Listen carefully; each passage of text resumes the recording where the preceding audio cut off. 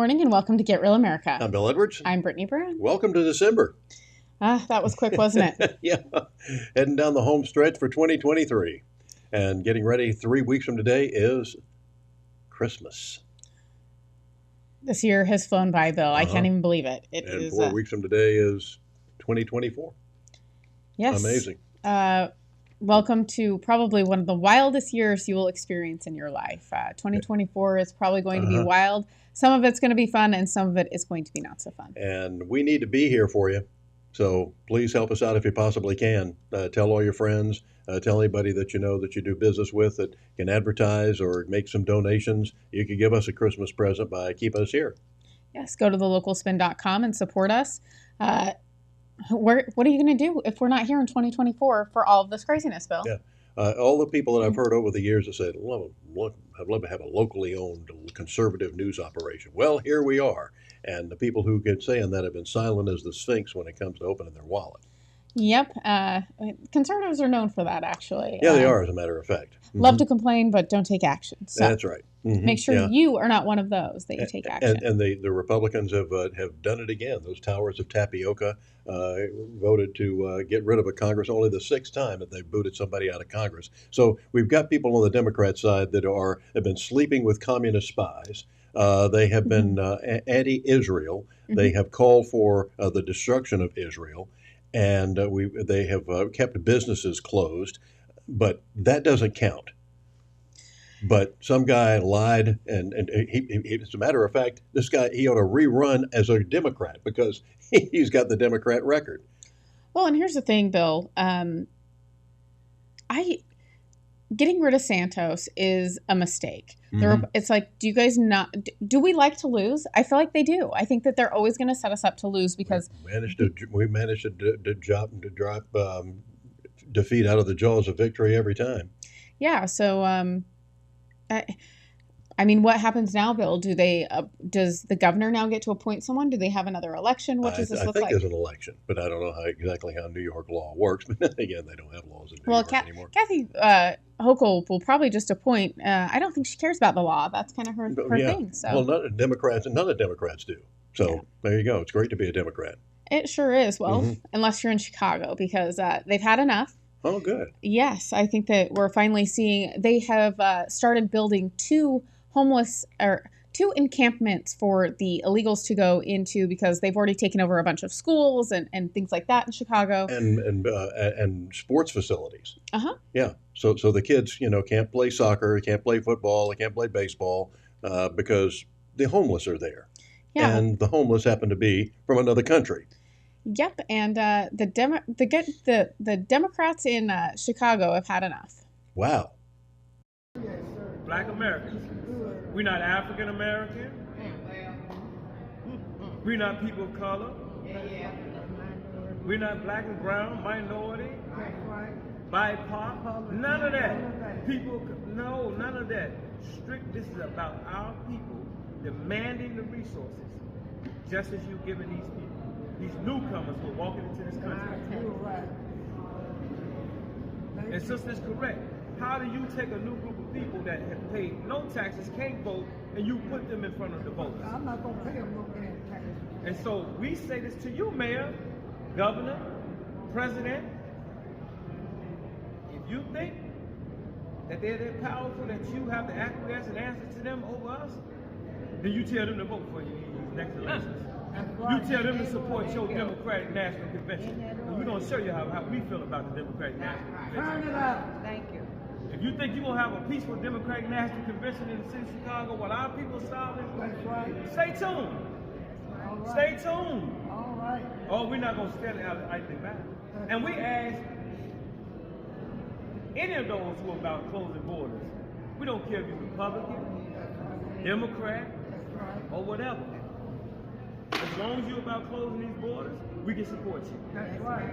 And anybody who is about open borders, we're against you. We're against you. Plain and simple.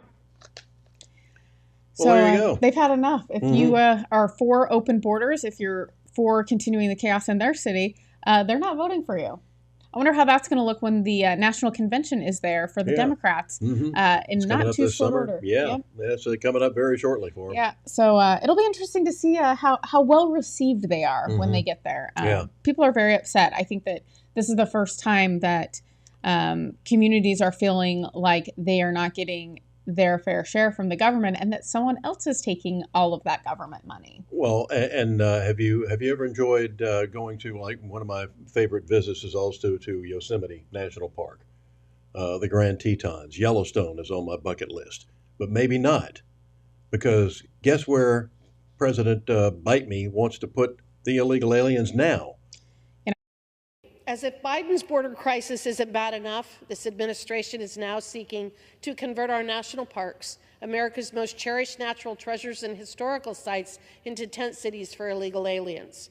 Such actions not only debase our national heritage, but blatantly violate numerous federal statutes, including those governing management and protection of our national parks, NEPA, and the Administrative Procedure Act.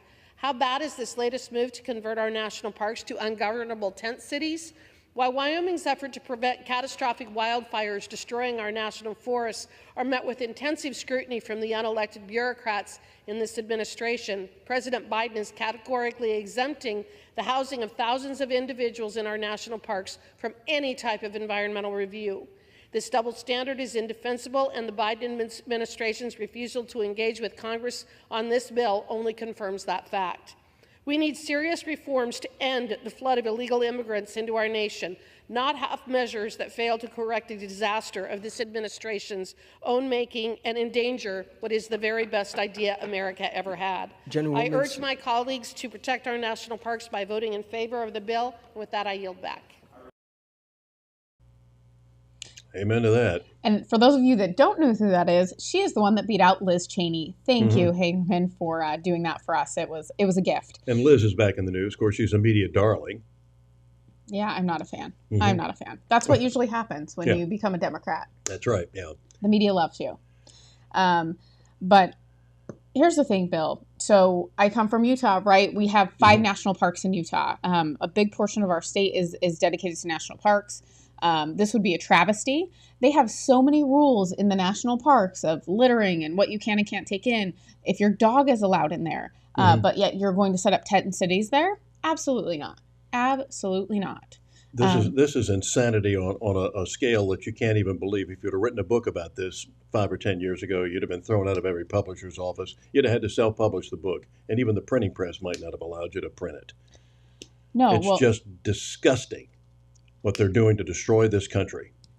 And if you vote for a Democrat, then pox on both your houses. Well, and these tent cities that they're talking about happening in Gavin Newsom's California. Someone was on the ground there over the weekend, and this is what our national parks could look like. Back in Sacramento, California, where Gavin Newsom wants you to believe that they're fixing the problem with homelessness. This is Gavin Newsom's California. If you like poverty, keep voting for Democrats. If you like drug use being promoted in public, keep voting for Democrats. If you like human feces on your sidewalks and homeless encampments in front of your businesses, if you like higher taxes, higher gas prices, and a lower standard of living, if you like BLM thugs being able to rob at will while law-abiding citizens are criminalized by liberal DAs, if you like illegal aliens invading our country while homeless veterans sleep outside, if you like men being able to use your daughter's restrooms and play on your daughter's sports teams, if you like giving away our weapons to terrorist organizations and sending billions of dollars to fight other nations' wars while our country's going bankrupt, if you like politicians who always promise but never deliver, then just keep voting for Democrats.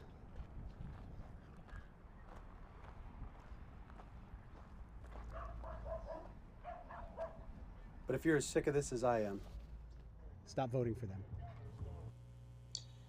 I Boy, mean, that's the truth. Here's the thing, Bill. I don't want to live in that community. I don't want to live in a place where they're allowed to have all these tents put up, where you're walking in a park and there's just people that can just live there. And this is northern California. For those of you that don't know how California is set up, this is pretty far north. He said Sacramento, didn't he? That's the capital. Yes, And yes. that's North California. Yes. So, scary stuff we're kind of looking at here, Bill. And I wouldn't have expected to see this in the poorest African country on the planet. No, to walk down one of their streets, even if it wasn't paved, to see something like this. And we're allowing this in America? Any of those people studying to be civil engineers? I highly doubt it. Lizzie Warren is with us this morning. She says Delaware would make a great tent city, the whole state. Yeah. Mary McCann Hybrider, unbelievable. Why does anyone vote for this? I couldn't tell you. I don't really know what has happened to California. California gave us the great Ronald Reagan. He was the governor there. Twice.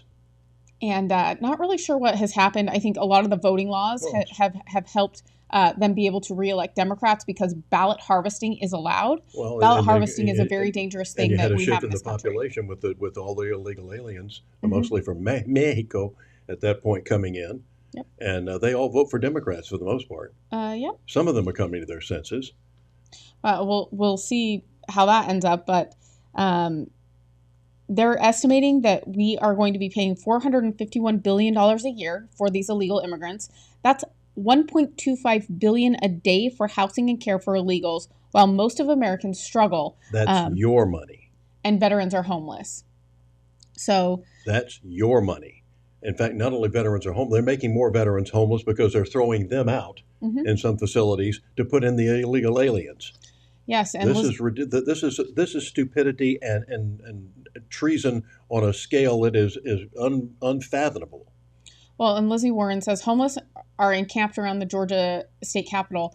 I don't know when the last time you were up at the Capitol, but it's I don't like even going up there because the Capitol should be preserved in a way that when you go up there, there's a sense of pride about your state. But exactly. When you go up there and there's all these homeless people around and they're like sitting outside the Capitol gates, it's just, I mean, I don't like it, Bill. I do not like it. And there are no easy answers here. There's no easy way to fix this homelessness problem. However, we have to start giving people a purpose.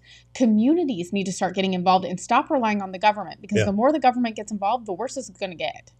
Yeah. I'm really surprised that with the vigilantism hasn't gone to a bigger point. There was a series on Fox and Friends this morning. I watch Fox, so you don't have to. But the bodega president of the bodegas, right, have that they said that they have something like 78% now of their store owners are armed. They put in for all sorts of gun permits and everything else because they're tired of being robbed on a daily basis, and this has to stop. And this is going to cause vigilantism. Oh, absolutely. There's no doubt about it. Well, and Steve Stanton Sr. says, want to fix homeless problem? Invite Chairman Xi to your city. But he has to stay there for as soon as he was gone, they were back. So Xi Jinping. Yes, but there is really cleaned up San Francisco, didn't he? Yes, very quickly. But there is a governor that is trying to do something. I will say, I'm not really sure why we're making more laws, even though the laws are already here in this country. But Governor Abbott is talking about the law that he's about to sign about making it illegal to be illegal in his state. Let me get your take on the assessment today of the southern border. We know that we've seen new numbers of would-be terrorists coming through. What can you tell us about the apprehensions today? Is it the worst it's been, or has it been alleviated a bit? Well, I'll tell you a couple of things very interesting. For one, the problem is extraordinarily bad. The numbers are high, and it's because Joe Biden continues to lay out the welcome mat, welcoming illegal immigrants into the United States of America. That said, what we've seen in our numbers in the state of Texas is because of the wall that we have built, because of these razor wire barriers that we have built, Texas is now no longer the #1 illegal entry point. It is the Tucson sector, the San Diego sector, and other states. And Texas is causing the cartels to have to alter their routes, their routes where people are coming across the border illegally. That said, Texas is having to step up and do even more to make sure that we deny illegal entry into the state of Texas. And as a result, Maria, in 2 weeks, I'll be signing a new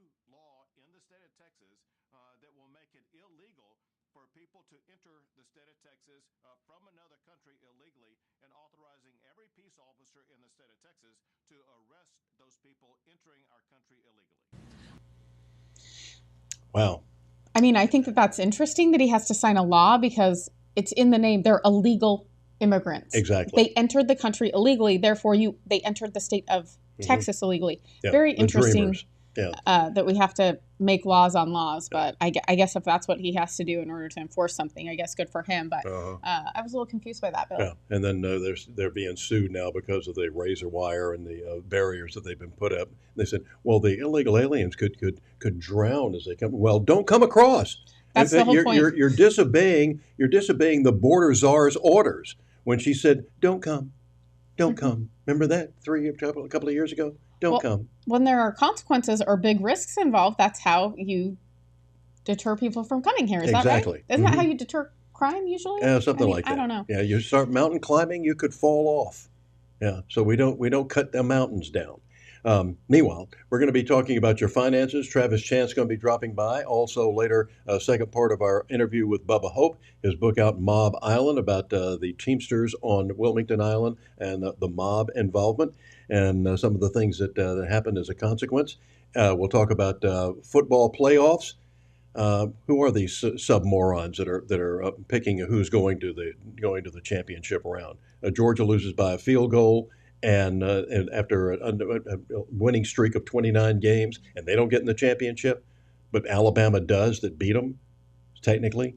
And also congratulations to Savannah Christian, our only high school team that has made it to the finals after our other teams lost. So 2 long winning streaks have gone by the wayside. And we'll be talking about that a little later on in the program, too. So stick around, get real.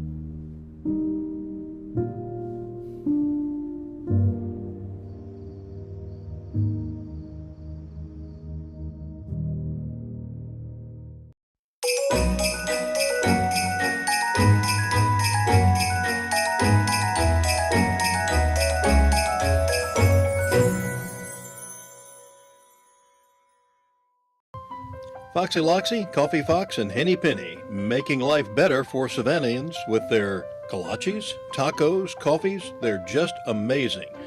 Buy local and keep the torch lit.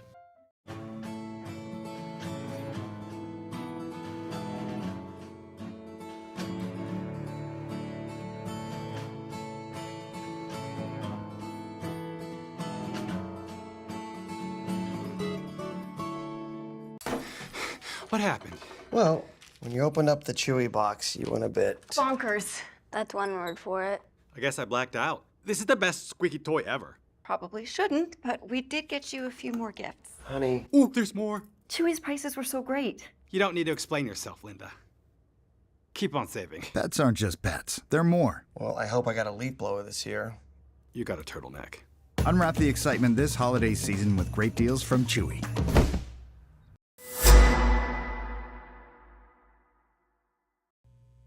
Welcome back to Get Real America, and it's time to check in once again with our good buddy Travis Chant of CFG Wealth Management, see how things are going on the market and what you can do to help preserve your wealth and save some money, especially with this holiday season. Looks like it's off to a roaring start. I understand Black Friday was and Cyber Monday was a pretty big hit there. Travis, good morning. It was. Bill, good morning. Good to see you. Thanksgiving. I hope all was well with you and the fam for Thanksgiving. Yeah. Everybody good? Likewise. Yeah. We had a great time up in Myrtle Beach.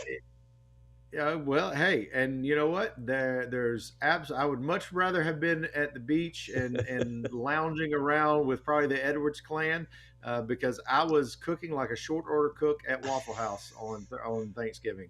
Oh, wow. I normally do all the cooking, turkey, ham, the whole nine, and it was late nights and early morning. So, love the family, love to do it, but it got a little bit daunting this year. But anyway, so getting back to your question on Black Friday, yes, Black Friday was a much bigger hit, and we talked about this, for the listeners who were listening a couple weeks back, when I said I thought that the retailers weren't going to have these monumental numbers, but I thought they would have good and steady growth. Well, I was wrong. It was much bigger than anticipated in some economists. So I think what that just shows is, Bill, the overall consumer, the citizens still have cash. They still have money to spend. One thing I will say though, and I don't know if you saw this, but are you familiar with like the companies like Affirm, PayPal, a lot of your what I call it basically digital layaway. It's basically the buy now, pay later. Yeah. Well, those saw a huge influx. So I do think that inflation's starting to take a bite out of it, or bite out of the consumer. But I do think that they're starting to utilize other resources like Affirm, like PayPal, to make these purchases anyway. So, I mean, they're just, we're as a consumer economy, we keep kicking the can down the road, and hopefully it never gets too heavy to kick. But yeah, the buy now, pay later are really a beneficiary. Well, glad and that's one of the things I think that we were worried about more than anything else, Travis, is we keep hearing all these stories about how we are in the biggest credit card debt in the nation's history. Yeah, it's. I wish I had something. As you said, poetic to give you on this, and more Longfellow and Shakespeare than my normal. But I don't. I honestly think, Bill, you and I've talked about it. There will be a reckoning. There will be a day where we have to deal with this. Is that day today? I don't think so. But, folks, there are those out there that are starting to realize, these 22-30% credit card rates, they're getting pretty heavy, and we're still spending. But at some point, I think that's what, like Bill Ackman, he was quoted as saying last night, it was on the news, on the wire this morning, about if the Fed doesn't hurry up and start cutting rates in Q1, we could see the economy fall off a cliff. Now, I don't think it's going to be that bad. I don't think it's going to fall off a cliff. But are we going to start to see a even more pronounced slowdown? Yeah, I think so. Because, I mean, interest rates, the short end, the long end, they're all up. Interest rates on credit cards, autos, houses, everything's up. And eventually, you want to dance, you got to pay the band. And we can't keep kicking this down the road forever. And eventually, we'll have to have a day of reckoning. I know it's probably a pipe dream, Travis, but I would like to see the credit card companies, those of us who pay our credit cards on time, not off late, every month, or either off every month or at least pay way above the minimum. Let's say we owe $6,000 on a credit card, and you pay $400 or $500 for what was usually like a $99 charge. That they would not charge us the heavy interest rates. They would charge that to the people who are kind of, shall we say, delinquent. You can thank President Obama for that one. I'm sure. I have a lot to thank. Well, no, if you remember, I don't know if you remember this, but it was also around the same time that you had the credit card, and this is 15 years ago, right? So you had the credit card companies prior to 2008. Before the alleged Biden MBNA alliance, before Pelosi got the inside scoop on Visa. All of a sudden, you went from having credit cards that had a fixed interest rate of like 6 or 7 or 8%. Well, then it went to a variable rate, and everybody across the board started paying more. And, under the Obama administration, credit card companies got a lot more flexibility. And now we have the state of the credit card industry that we have right now. So if you're out there listening and you don't agree with that, that's fine. That's my interpretation, because that's what the facts say. Under Obama, we went from one methodology to another. It definitely did not help the consumer. It helped the credit card companies. Would it be nice if they would do what you're talking about? Would it be probably, in my opinion, advantageous for them, so it would promote more of their consumers to use their cards? Probably. But are they going to do it, Bill? No. It's much easier to have predatory lending, and that's my opinion. That's what you're charging 30%. It's easier to go down to your loan shark and get $10,000 or $20,000 at a cheaper rate. Boy, that's the truth. Now, how does that correlate to our savings, though? And what you do as far as looking at the market, looking at investments, and seeing how we can sort of overcome that, or make sure that by the time we retire, that there's a nice little nest egg there to keep us happy. So the axe cuts both ways, right? The interest rates have definitely been impacted, and that hurts us on the consumption side. On the saving side, it is actually something that has been in some areas more of a tailwind than a headwind, because now retirees, everyone out there in a money market, CD, checking, they can get 4, 5, even some cases higher interest rates, for savings that, say, just 24 months, 36 months ago, they were in the 0.5%, 1% range, right? Mm-hmm. So it is definitely creating more opportunity for savers. It is giving some low-hanging fruit opportunities, which we have been picking with both hands in 2 baskets. But at some point, will it change? It sure will. And if interest rates do start to drastically come down, then that's probably going to be a good thing for the markets. Case in point, you and I have been talking for months and months, and back from August till about October, we were talking about the interest rate environment going from, in the 4s up to almost 5.1% in October. Well, one of the things that I talked about was, if interest rates at all begin to decline, we're going to see, in the oversold conditions, we're going to see the market probably respond pretty favorably. And it has. Over the last 4 weeks, it's up, 8, 9%. Mm-hmm. So I think for those that are out there listening, it's one of those things where it's going to affect us differently on both sides. We love having the safe money and the save, 4 or 5%. But at some point, if we want our equities to perform, or if they're going to perform or outperform, I should say, our interest rates potentially going to have to come down, probably. So, that's the reason why we recommend diversification. Don't get all your eggs in one basket. Make sure you're doing what you need to be doing. Good portfolio management. If you do that, you're going to be able to weather pretty much any storm. Yeah. Travis, I think one of the things that people look at and they say, and of course what you hear from the Democrat side especially, is that, look, the stock market is up, inflation is coming down, and most people say, okay, if it's coming down, how come I'm still paying twice as much for eggs as I was 3 years ago, or still paying a $3 plus gas? Instead of back at the $2 low $2 range that were when we had a real president. So, I'm sorry. So, all right, I don't disagree with anything you just said. Yes. But let me give you my take on this. Sure. So, you and I both know this. Inflation is sticky. We are never going to go back. 2019, we saw massive inflation to where we are.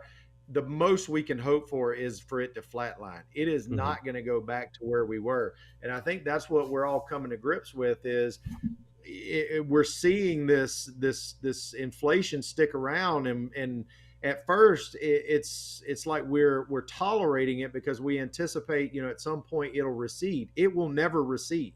The only way that it's going to recede is if we have a massive recession or a correction that like we had 2008, which we don't want, but that's what's going to happen to bring prices back down to where they were. Are they going to happen? I don't think so. Are we going to see the economy fall off a cliff? Well, Bill, we just came out with GDP, the revision today, and it was 5.2%, not 4.9. Mm-hmm. That's not an economy about to be on the verge of collapse, right? That's right. A pretty robust economy. So I don't think, as long as it's a double-edged sword, as long as we keep having the same strength of economy, are we going to get any relief? Probably not. We're just going to have to learn to deal with it. That's unfortunate, because a lot of your retirees and savers, they had a number in mind they thought they would need every month to live, and now that number is that number plus X. And the problem is can their portfolio produce X? And some are going to and some aren't. So it's definitely a very fine line to walk. Well, I think that's the reason that, once again, we keep stressing to people, and we can't stress it enough. And every once in a while, we might even have new listeners. Who knew? But that have somebody like you that keeps an eye on things like that, because we don't have time to. Most of us have very busy lives, and life gets in the way. So it is important to have a financial advisor of some kind. And I know that you probably have people come to you who are maybe starting you very, very late to do something, but for God's sakes, do something. Absolutely, Bill. The best time to plant a tree is 30 years ago. The next best time's today. You can't go back. You can only go forward. There's typically a solution, just takes a little work sometimes to find it. But yes, that is exactly why we do what we do, and why we serve our clients, and why we get up every morning is to try to help that person out there, that instead of having that wall of worry they have to climb every day, show them a path over it, achieve it, overcome it, and move on, and actually have the retirement they want to. So yeah, I definitely agree with everything you just said. It's very important to have a steady hand flying the plane, instead of being up there having to feel the gyrations and the turbulence every time something happens. Well, tell people how they can get in touch, and to do no obligation, at least have a conversation. Absolutely, Bill. For those that are listeners of Bill's show, we have consistently offered this. We will continue to, because we believe in Bill and we believe in this show, and we want you to be in a better position financially, mentally, emotionally, and that's only going to come from actually getting a steady hand and getting professional guidance. Give us a call, 877-269-0839. That's 877-269-0839. And if you mention that you heard us on Bill's show, we will give you a 20-minute Ask Us Anything session. We'll either set it up by phone. You can drop by one of our offices in Bluffton, Savannah, or Statesboro, and we will get you on the right path to your retirement success. All right. Godspeed, Travis. Talk to you again next week, and hope you have a great Christmas season. We'll talk more about it again in about 7 days. Yeah, absolutely, Bill. Have a good week. You too. We'll be right back.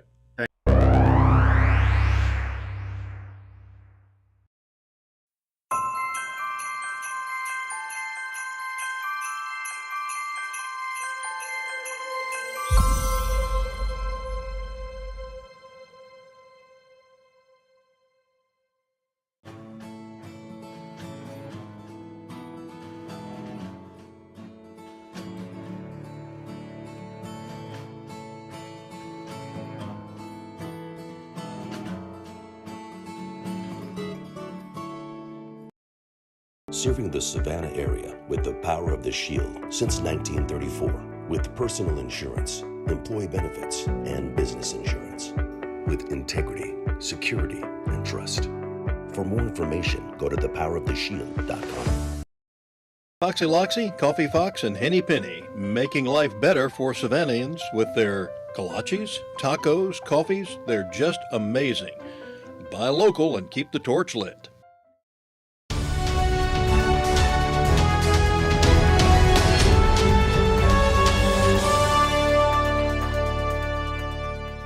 Welcome back to Get Real America. Honor and a pleasure to have Savannah attorney, retired attorney Bubba Hope with us this morning. And he has just come out with a book called Mob Island. And Bubba, congratulations on this. And I hope it's going to be an international bestseller. Did you ever fear, since there was a mob connection there, even though Lou wasn't part of it, and you became good friends, did you ever fear for your own life There that you were might be a two hit? attempts on my life. I went to a national convention of the JCs. I was a national director. I had an airplane, a twin-engine air commander, and me Nice and a plane. couple of JCs flew to Chicago for the convention. And the day before I was to leave, I got a call from Louis the Tailor, and he said, I got a friend that I'm going to play golf with. I want you to bring him back with you if it's okay. And I said, sure. And he told me what time he would be at O'Hare to get on board with my plane. Then Lou says, but before you leave, make sure you call me. I said, sure. So the next day, we were to leave. I called Lou. He said, let me talk to the private plane director. He had the plane tested for sugar in the gas tanks. They did the test and it was loaded. Had we taken off, we would have not gone 3 or 4 miles and it would have gone down. So anyway, they had to drain my engines and gas tanks and everything. That was one attempt. Second attempt came, I had represented a fellow out of Charlotte who I was asked to defend on multi-million-dollar counterfeit schemes out of Columbia and Myrtle Beach. I won the case except for one count, and he got 6 months to prison, federal. He skipped bond, so they dismissed his appeal. Now I got a call about 6 months later, and it was this fella. And I said, David, you need to turn yourself in so I can finish the appeal.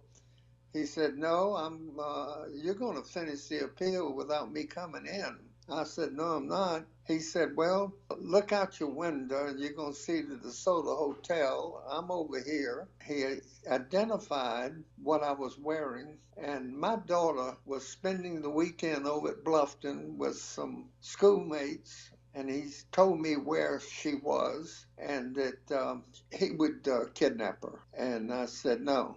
I hung up on him. I called Lou and I told him what just happened. And he sent a couple of automobiles to Bluffton. And I said, I didn't want my daughter to know that she's in danger. And please don't let her know that somebody's protecting her. And also that applied to my wife. He sent them over and it took about 2 months. During the meantime, he had tried to enter my office before I left to go to Bluffton, but that was 2 of them. I knew what it was to be threatened because when you represented all these crazy cases, I had death threats all the time, but I couldn't let it bother me. When I see most people threatened back then, and that was just a threat.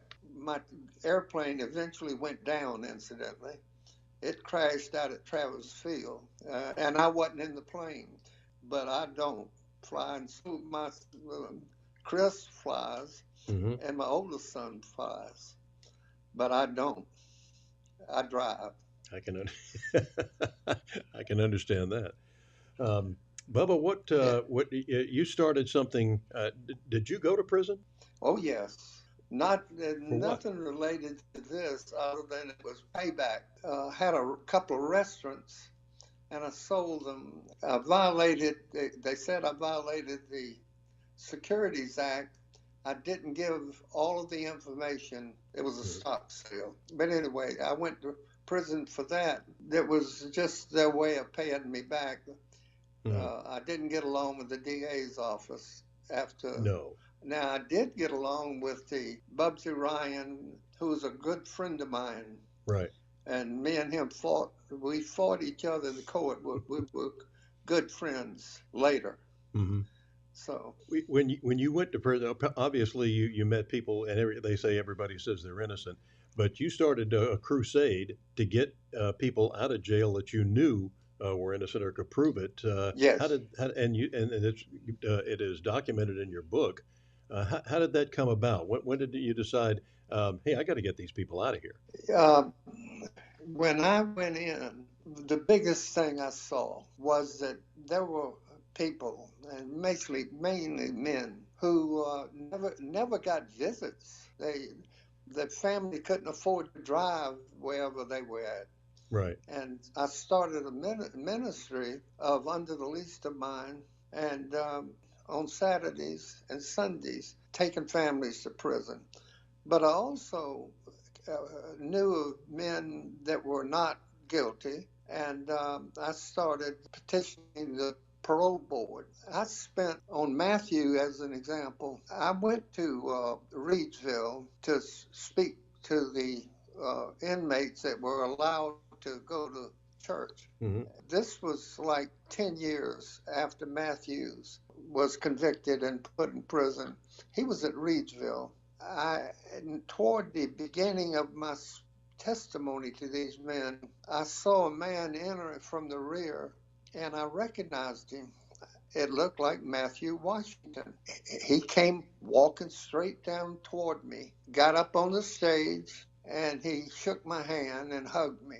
And he said, "God bless you, Mr. Hope. I know I have a friend in you." That relationship began to be personal with me.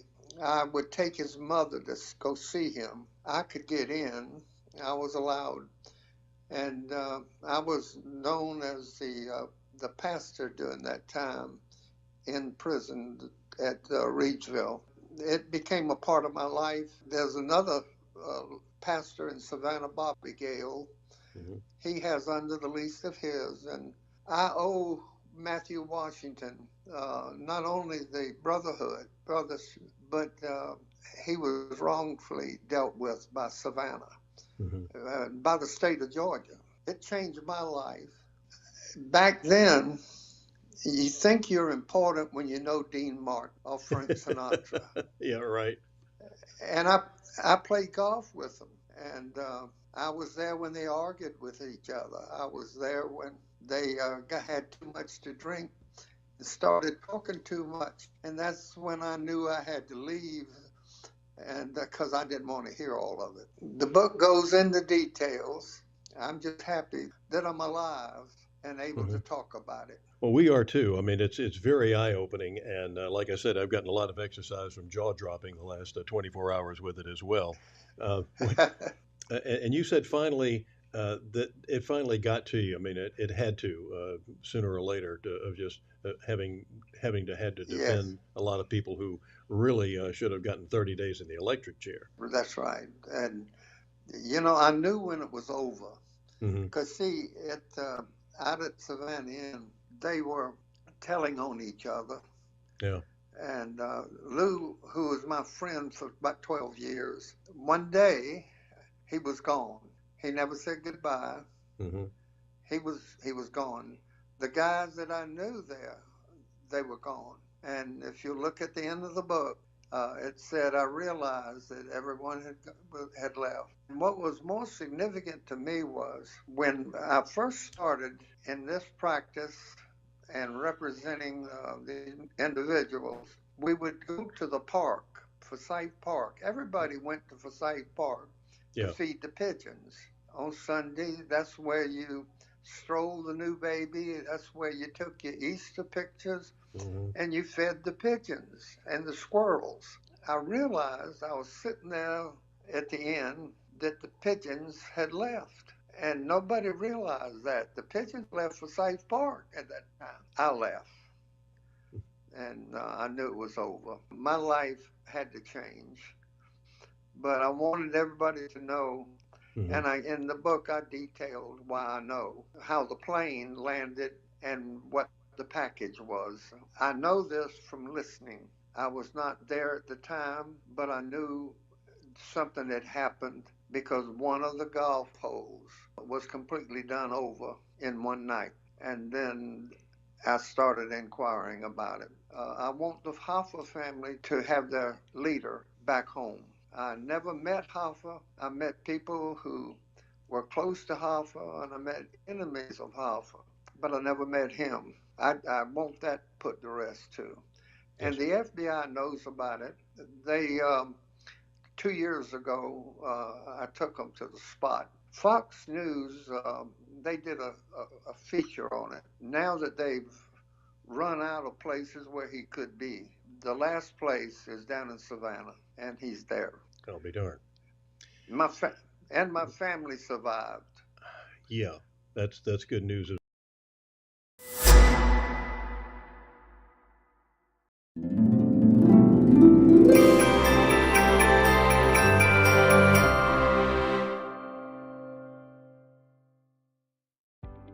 When you're looking to buy a business or sell a business, the experts at Best Business Brokers have you covered.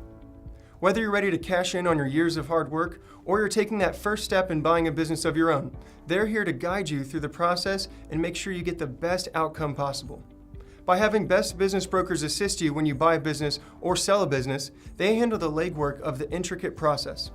This ensures a smooth transition of ownership, allowing you to get to work immediately or receive payment for your business as soon as possible. With base operations in Savannah and Charleston, they service all of Georgia and South Carolina. If you're considering starting a business here, the mild winters and 5-tiered economic areas make these the perfect places to do so. If you're ready to buy a business or sell a business, then you're ready to contact Best Business Brokers. Visit their website at b3brokers.com or call at 912-349-0940. Foxy Loxy, Coffee Fox, and Henny Penny, making life better for Savannahans with their kolaches, tacos, coffees. They're just amazing. Buy local and keep the torch lit.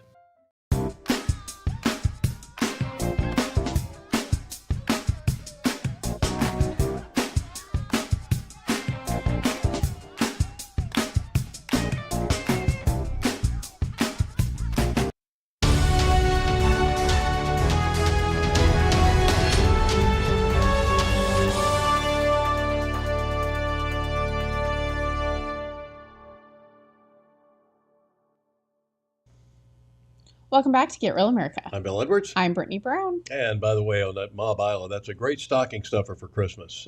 It'll be some jaw droppers for you.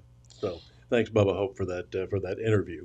Yes, and Mary McCann Hyber said she already purchased the book. And in regards to your interview with Travis, Dave Ramsey method to debt is what Steve Stanton Sr. says. Dave Ramsey what? Method. Oh, yeah. To debt. Oh, absolutely. So, yeah. One thing we want to touch on really quickly before we move on is we mentioned Santos was ejected from the House over the weekend, and our very own Buddy Carter voted for that. So just so you guys know. And so did Rick Allen, right up the road in Statesboro. Yeah. So shame on you. Yeah. I'm sorry. You're voting. You're voting to water down your power. This is pathetic. Well, and here's the other thing. Like, we try to live on some sort of moral high ground when it benefits us or when we think that we're going to get points for that. But at the end of the day, this is about winning and losing. And we don't have that many seats in majority in the House. And so to lose one, again, I'm not sure what happens if there's an election or if someone is appointed, but I think it's dangerous territory. Yeah. For the Republicans. But Santos ought to turn around and run as a Democrat because he has all the qualifications. Yep. But anyways, just thought we should let you know how you're... Apparently sleeping with the Chinese spy is not a big deal. Calling for the death of Israel is not a big deal. Calling for defunding the police is not a big deal. But this guy, lying about whether or not he was Jewish or lying about whether or not he was using his campaign funds for something.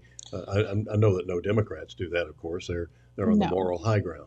Well, I'm sorry. If we looked into some of the Republicans, I think that they would have a lot of stuff to answer for. Yep. So it's very interesting that they've targeted Santos for whatever reason. I don't agree with lying, any of that. But at the end of the day, this is all about strategy. And apparently Republicans just don't believe in one. Mm-hmm. So very exciting for us. Isn't it fun to be a Republican sometimes? It sure is.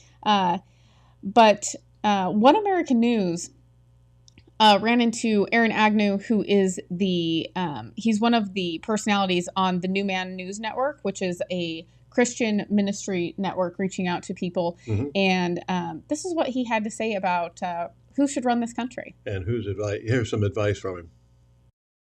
What's your prayer for 2024? Oh my God. You know, I saw a video and I'm really praying because I would say that what we're looking at today is a man, Donald Trump actually, who is against the odds. He's against the odds. And the only reason that I can say today that I can still support him is because he's not a politician. He can't be bought out because he already has money. And it seems like the whole world is against him. So for me, I think if America's going to have any chance at all, we better vote for Donald Trump. If anybody else gets in office, we're in trouble. We're in trouble.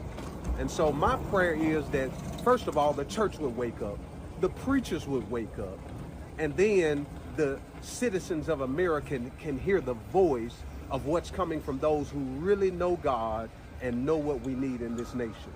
And so that's my prayer for America today. God bless you. Hey, God bless you. Great to meet you. Mm-hmm. Well, way to go, Pastor. Yeah, and I think I'm there's a lot of people turning around onto Donald Trump. I think that people are realizing that it maybe wasn't as bad as the news media made it seem when Trump was around. Also, anyone that has been a part of the DeSantis campaign and things like that, or have been critical of DeSantis in any way, has received a lot of backlash from their campaign. Their campaign has been very vicious, especially towards Trump supporters. I believe that over the weekend, they've now had 4 people that have resigned from the DeSantis campaign, which to me is a huge indicator that they know that the jig's up and that it's probably not going to go that well for anyone running for president, especially since Nikki Haley is picking up a lot of endorsements. So they're trying to make her the darling of the Republican Party. Don't think it's going to work, especially not against Donald Trump, but we will see how that plays out. Your enemy is Joe Biden. Okay, your enemy is the Democrats. It's not Donald Trump. Okay, get on board. And Bill Mitchell, he's a known podcaster. For those of you that don't know, he has a podcast, and it's called "When Love Hurts" or "When Dating Hurts," and it's because his daughter was actually killed in a domestic violence situation with her boyfriend. But he's been very critical of Trump and very pro DeSantis, but sending out some apologies over the weekend. And so when we do choose our nominee, I changed my name to Bill the United because I want us to be able to put down our differences and come together. So I'm offering the fig leaf now. I know that I've been hard on the Trump camp. I've been hard on the Trump people. As far as, really going after, hardcore going after Trump, not going to do that anymore. Not going to do that anymore. And for anybody in the, MAGA Nation that felt like I was, that I personally insulted them, I apologize. I want to mend fences with you guys because at the end of the day, we are going to all have to come together. That's why I have changed my name to Bill the Uniter, because while I am still 100% in the DeSantis camp, and I believe very strongly he will be the nominee, I believe it will be a tragedy if we miss that opportunity. I also want to be more of a pleasant fellow and more of a uniter with those who support other candidates, because I know, hey, you know what? If you love Trump, you love Trump. You feel like he was the one that brought you to the party. You feel like he was the original MAGA guy, the original America First guy. You feel like he was robbed in 2020. You feel like he's been the victim of lawfare with all these indictments. I get it. I understand. I've been where you are. So I want to get along better with you guys. I want to get along better with everybody. God bless everybody. Thank you so much for praying for me. I'm definitely on the mend. You may notice I grew a beard because I was lazy in the hospital. And now that I'm out, I'm also being lazy because it's great not having to shave. So hopefully this isn't too troubling for anybody. But anyway, that's it. Love you guys and have a great night. And we'll talk to you soon. So I think we're going to see a lot of apologies and a lot of people tucking their tail between their legs as soon as we see what Iowa does. Because I think Iowa's in January, is it not? Mm-hmm. A election season is going to be kicking off, and it is going to be strong, Bill. Yeah, boy. Lizzie Warren says the R's that voted to remove Santos actually disenfranchised the voters who chose him. You're absolutely right. Feinstein had a Chinese spy on her staff for years. And Steve Statton Sr. says indictment means guilty now. And RTR, the greatest coach of all time, GOAT, beat the future GOAT. All right. I think he's referring to Newt Rodney of Okay. Notre Dame. Yeah. Okay. He was pretty good. Yes. So was John Heisman at Georgia Tech. They even named a trophy for him, if you heard about the Heisman Trophy. Okay. Meanwhile, speaking of football playoffs coming up, and it's interesting. We were talking about the parallel between Benedictine and Georgia. They both had 20-plus winning streaks. Benedictine at 24, Georgia at 29, and both had their winning streaks stopped this weekend. So, but Savannah Christian and Calvary also lost. So did Bryan County. But Savannah Christian came through. They'll be playing for the championship. And it's real convenient for you football fans to get to Mercedes-Benz Stadium, which I think is one of the ugliest buildings I've ever seen. But nevertheless, it cost a lot of money. There you go. And God knows we didn't need another dome stadium in Atlanta, but we got one. Meanwhile, the real convenient for you Savannah Christian fans, because the game's going to be at 1 o'clock next Wednesday, the 14th. Okay. So. I'm sure you'll be on Christmas vacation, so you can ride. It's a 4-hour drive up to Atlanta, or if you have a plane, it's 45 minutes. Yeah. Yeah. So go up there and enjoy the game. It'll be televised, of course, but 1 o'clock Wednesday, the 14th of December. Way to go! So, but Savannah Christian was a winner over Carver Columbus, 51-26 over the weekend. Congratulations to them. They've been absent from the playoffs since 2018, and we're glad to see them back. And we'll be talking more about them also. Meanwhile, the college football playoffs. Whew. What in God's name is the matter with these people? Georgia lost to Alabama, and I am mad with Coach Kirby Smart because he got outcoached again. And this is a coach that's been offered. I think Texas A&M was talking about making him the highest paid coach in history, and trying to hire him away from Georgia. But there was a very controversial catch on a 4th down play for Alabama late in the first half that led to an Alabama touchdown. You take that touchdown away, Georgia wins the game. And also there was they had the 50-yard field goal is 48, 50-yard field goal that hit the upright.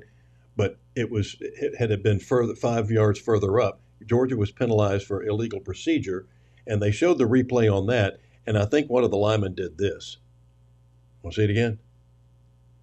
And now I know technically it's illegal. That's a kind of a false start, but it didn't. Nobody on Alabama moved, so it didn't. It wasn't like they jumped right off sides. So our kicker had to go 5 yards further back.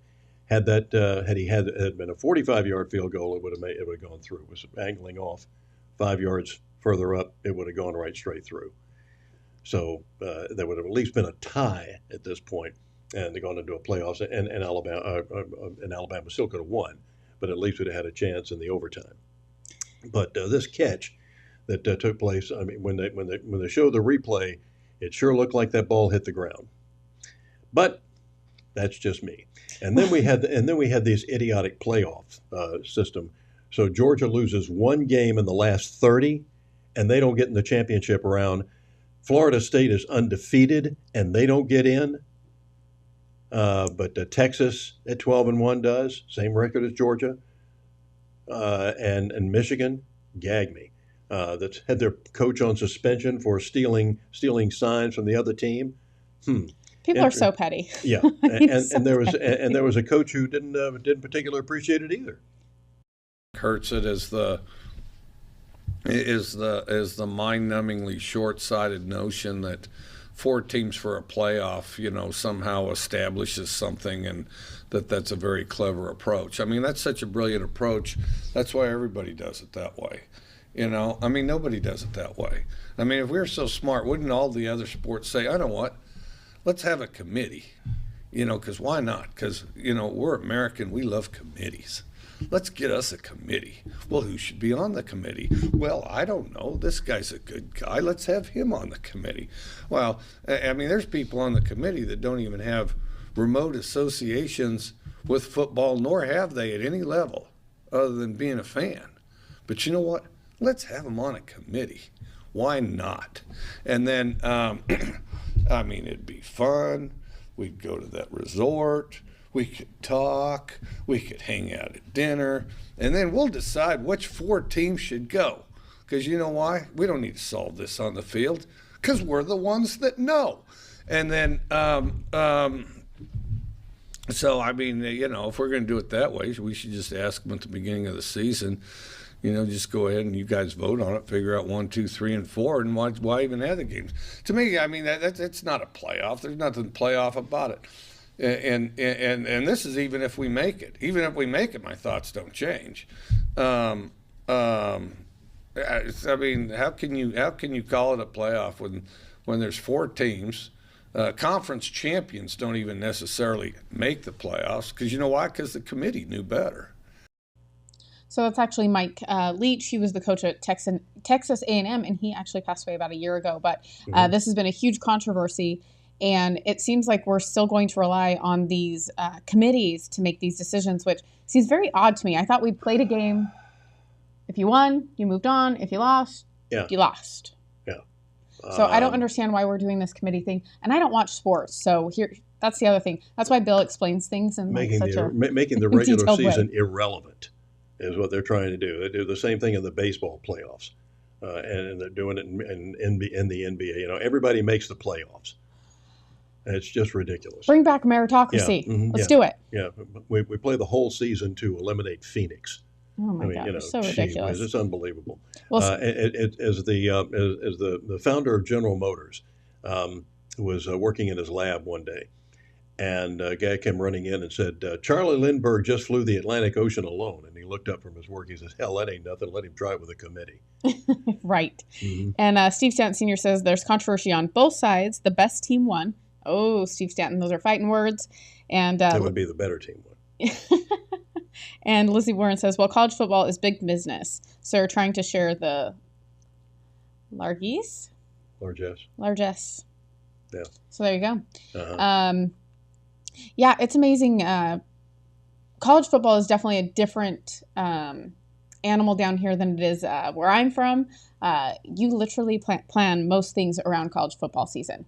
If there's a game, but don't plan anything. Alabama was not the better team. I'm sorry. Georgia had a lot of had some key players that were injured that didn't help either. But how does someone that's undefeated not be able to go to the playoffs? That's a good question. I mean, that just seems like ridiculous. Go to the championship playoffs. Yeah. That's ridiculous. And Michigan does. Oh, please, gag me. Is this an everyone gets a trophy type of thing? Like, what is this? Yeah, something like that. Yeah. I guess they like Michigan. Everyone gets an opportunity. Yeah, because they have the ugliest helmet in college football. We should take a vote. Gag. All the great things you could do with a Wolverine for a logo, but no, they got that yellow thing that I'll have to look it up. I've never seen it. The maize and blue. All right. Oh, well, that's going to wrap us today. But remember to support the local spin and our show, Get Real America. We are trying to change the landscape here in Savannah. We are coming up on an election year, which is probably one of the most important years to have conservative media out there. We need to be here. To number one, call out our representatives and how they vote. I think you guys don't have time to look into all of that, so we'll have it here for you. Just like, you heard that Buddy Carter voted to get rid of a Republican, which puts us in less of a majority, which is never a good thing. And so did Rick Allen. Yep. Yeah. So shame on you. Yep. Make sure you reach out to them and go to thelocalspin.com. You can become a member. You can donate. You can also tell your friends that have a business to advertise, or if you have a business, make sure you advertise with us. For sure. Check us out and stay real. God bless. We'll see you. Have a good day.